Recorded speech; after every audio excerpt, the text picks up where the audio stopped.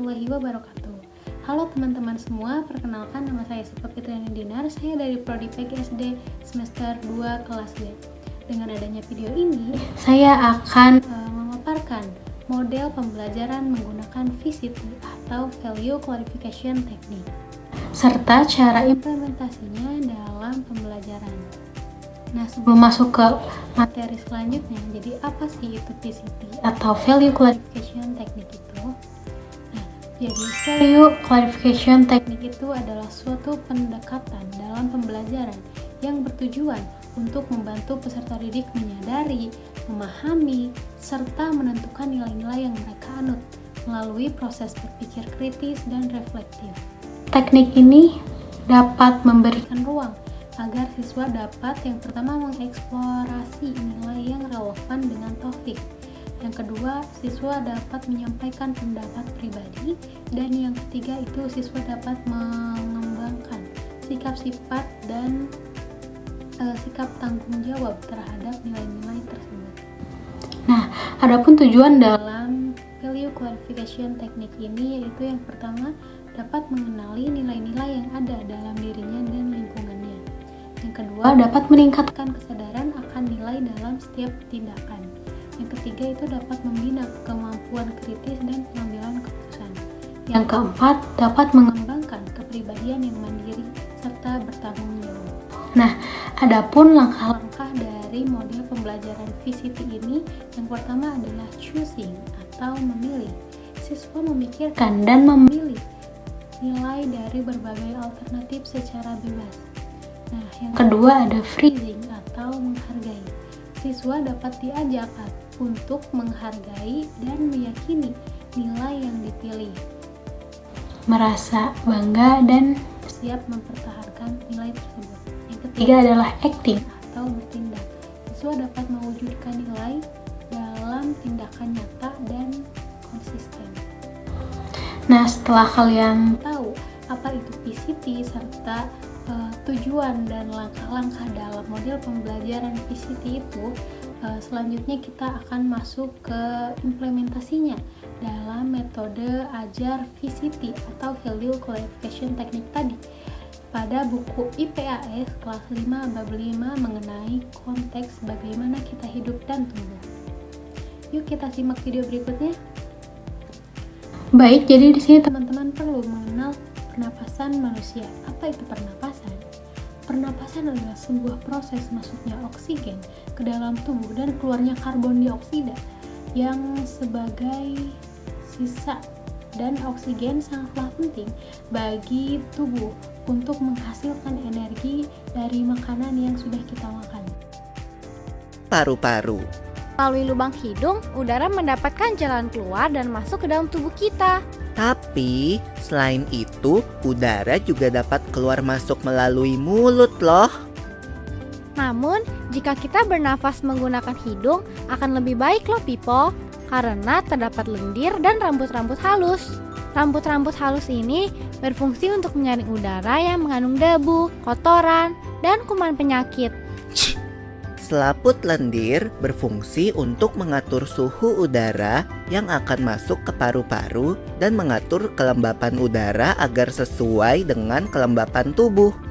Hidung juga jalur yang langsung terhubung dengan alat pernafasan berikutnya, yaitu tenggorokan.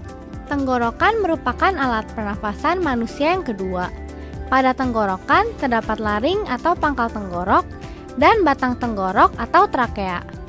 Pada bagian dalam dinding batang tenggorok terdapat selaput lendir dan rambut-rambut halus yang selalu bergetar yang berfungsi menghalangi benda-benda asing yang akan masuk ke paru-paru.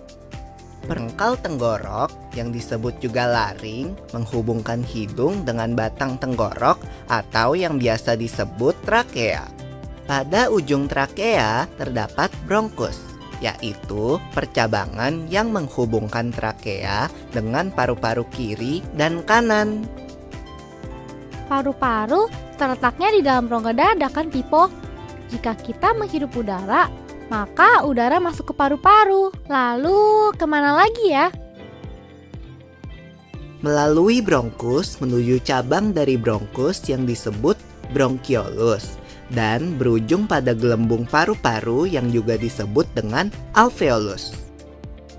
Pada alveolus ini kan yang terdapat pembuluh darah, di mana terjadi pertukaran gas oksigen dengan karbon dioksida.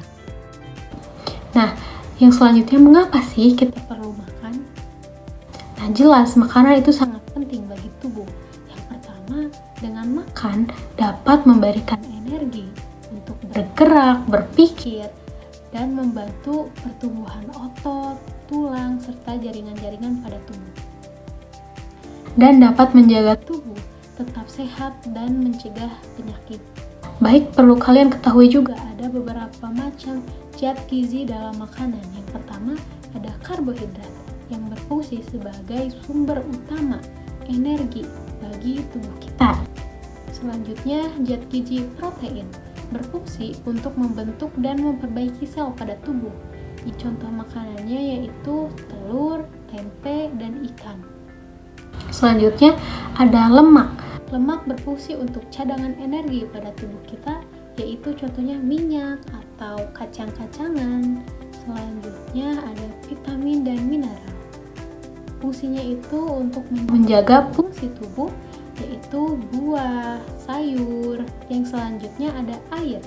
Berfungsi untuk mengatur suhu tubuh, membantu pencernaan, seperti air putih. Menjaga asupan air putih, karena air putih akan memaksimalkan segala manfaat dari sayuran yang kamu konsumsi. Screenshot dan ingat-ingat panduan ini, pastikan kamu mengkonsumsi makanan secara seimbang. Nah, yang selanjutnya ada tahapan pertumbuhan pada manusia. Manusia itu tumbuh melalui beberapa tahapan kehidupan. Tahapan pertama yaitu ada pada tahapan masa bayi, 0 sampai 1 tahun. Ciri-cirinya ukuran tubuhnya kecil, belum bisa berjalan, dan belum bisa berbicara. Dan tahapan kedua yaitu masa anak-anak, 2 sampai 10 tahun. Dia mulai bisa berbicara, berjalan, belajar, tumbuh tambah tinggi. Dan tahapan ketiga yaitu masa remaja, 11 sampai 20 tahun. Dia sudah mengalami masa pubertas, suara berubah, tumbuh rambut di tubuh, emosi berkembang. Tahapan keempat yaitu dewasa, 21 sampai 60 tahun. Pertumbuhan fisik berhenti, sudah bekerja dan mandiri. Lalu tahapan kelima yaitu lansia, 60 tahun ke atas. Ciri-cirinya otot melemah, kulit keriput, dan rambutnya memutih. Nah, selanjutnya kesimpulan. Kesimpulan dari materi yang sudah saya paparkan tadi mengenai bagaimana kita hidup dan tumbuh. Kita bernapas melalui organ pernapasan seperti hidung, tenggorokan, bronkus atau bronkiolus, dan paru-paru. Dan makanan itu sesuatu hal yang sangat penting bagi energi, pertumbuhan, dan kesehatan pada tubuh. Lalu kita bisa tumbuh besar melalui proses pertumbuhan dan perkembangan. Manusia mengalami 5 tahapan pertumbuhan dari bayi hingga lansia. Nah, sekian saja materi yang dapat saya paparkan untuk kali ini. Mohon maaf apabila ada kesalahan. Wassalamualaikum warahmatullahi wabarakatuh. Bye guys.